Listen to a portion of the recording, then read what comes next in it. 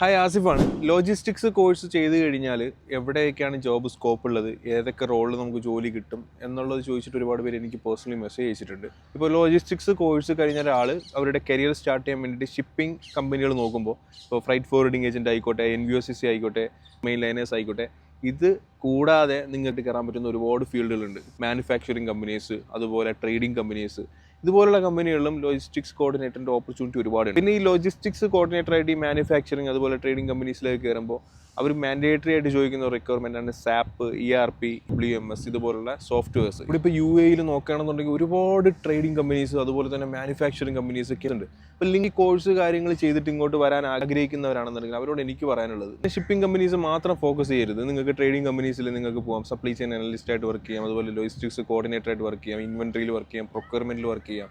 അങ്ങനെ ഒരുപാട് ചാൻസസ് ഉണ്ട്. അപ്പോൾ കോഴ്സുകൾ ചെയ്യുക, അതോടൊപ്പം ട്രെയിനിങ് കാര്യങ്ങൾ കിട്ടുകയാണെന്നുണ്ടെങ്കിൽ അത് സെറ്റാക്കുക. അപ്പോൾ ഇങ്ങനെയുള്ള കാര്യങ്ങൾ നമ്മൾ ടെക്നിക്കൽ വൈസ് ഉള്ള എക്സ്പീരിയൻസും അതുപോലെ തന്നെ നോളജും നമ്മുടെ കോഴ്സിനോടൊപ്പം നമ്മൾ ആഡ് ഓൺ ചെയ്ത് കഴിഞ്ഞാൽ അത് നമുക്ക് ബെനിഫിറ്റ് ഉണ്ടാകും. കോഴ്സ് കഴിഞ്ഞിട്ട് എങ്ങനെ കരിയർ സ്റ്റാർട്ട് ചെയ്യാം എന്നൊക്കെയുള്ള ഡൗട്ട്സ് കാര്യങ്ങളുള്ളവരാണെന്നുണ്ടെങ്കിൽ നിങ്ങൾ എനിക്ക് കമൻറ്റ് ചെയ്യുക, ഞാൻ നിങ്ങൾക്ക് DM ചെയ്യുന്നതായിരിക്കും.